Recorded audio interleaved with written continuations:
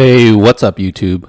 Welcome to the channel where I tackle personal investing, finance, and entrepreneurship. If you're new to the channel, please hit subscribe and hit the bell on icon. It's now 5:40 a.m. Eastern Time, September 8th, and I hope you guys all had a very wonderful and safe Labor Day. You guys were enjoying the time off. I'm just going to go over the latest stimulus check news and give a brief COVID update. So let's get into it.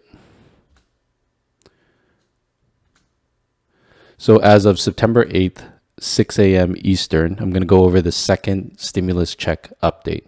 So what's the latest news today? Well, importantly, and this is what you got to know, Senate is back to resume their session today, after the Labor Day long weekend. And the House of Representatives is estimated to be back around September 14th. And currently, in the previous days, there had been some stalled talk on the second stimulus. They're in a bit of a stalemate right now until they broke for their summer recess. And they failed to come into an agreement on the terms for the exact next stimulus bill. But, with the Congress returning tomorrow, there's hopes that this can get started and maybe the stimulus will be given to people who really need it in the United States right now, as it's been a very horrible time for everyone economically, physically, mentally. And my thoughts and prayers are just with everyone. If you're going through something, pretty tough, my thoughts are with you guys. I hope you get through. Everyone gets through this. So the faster, if we can get some type of stimulus to help people out, that would be great. So both parties, and the latest news seems to be both parties and the Congress seem to openly support another round of stimulus.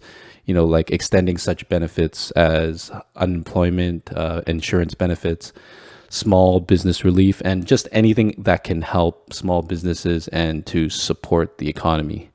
So late last night, Trump, messaged out, he spoke and he said that he was prepared to offer up to, the $300 billion that had been kind of earmarked around for COVID related things. So we'll be yet to see what happens today, but keep an eye on news. I'll try to summarize it today and tomorrow about how this could come out if that 300 billion was put into a fund. So there was some back and forth in the House. So they're trying to agree on what could be in the stimulus bill that's coming out and whether a second check is in fact likely or not. But in terms of the who got the stimulus last time, we can kind of analyze and make a guess of what would be likely in the final bill this time around. So, and it's very important that you sign up and have all your information updated with the government, because direct deposit is 1 to 2 weeks, I think, faster than the mail checks. And there have been some news the last few weeks with the last stimulus check that the checks that were mailed out might have gotten lost, and direct deposit is obviously much faster and much secure. So I'd really recommend that you guys update information with the government. Make sure that they have all your information on file. It just makes things so much easier, and it can move things a lot faster. So if we go over the terms of the last stimulus bill, we hope that people who were missed from the first round of $1,200 checks can be included now as well. Maybe singles who earn more than $99,000 or joint filers who earn more than $198,000 were not eligible. So let's see if they are included in the stimulus bill this time around. The last stimulus also gave $500 for each qualifying child dependent.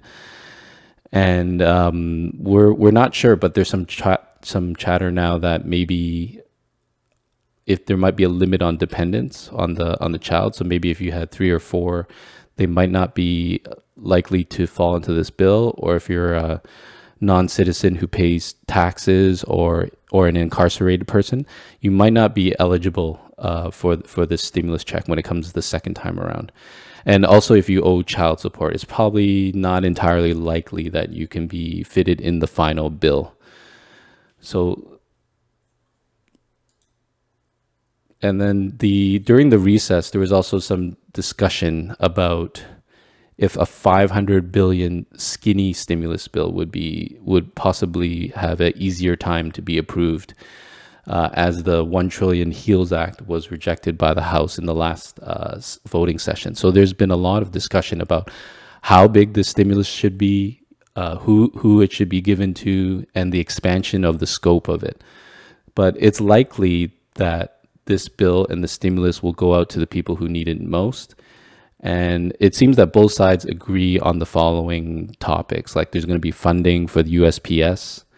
There's going to be increased funding for coronavirus testing and vaccines, increased funding for educational funding for teachers at schools, increased liability protection, increased PPP and small business loans, and just general increased funding for unemployment benefits and those who really need it most. So in terms of public opinion, if we look at, different polls, there was a recent Gallup poll which said that of US adults, there was about 70% that said that they should have another additional stimulus payment. And only 17% said that they should not, and 13% said they didn't know. And, the majority of that voting range who agreed for the stimulus said they were between the ages of 18 to 54, which is the majority of people. So there's wide support for additional stimulus, just looking at the data. So I think that there's a high probability, and we'll see. It'll just come in different ways of how it's going to be distributed. And if we look at the timelines, this week is really important. If the Senate passes something by the end of the week, maybe it would move down to the House a week after, and then the president would sign it probably a week after that. So maybe earliest, if something gets signed in the Senate or a presidential order this week, we could see payouts by the end of September possibly, and then they'll just be delayed each week from that, depending on when it's signed in the Senate, or the president gives a presidential order, because the order always goes Senate, House, President, and then a payment.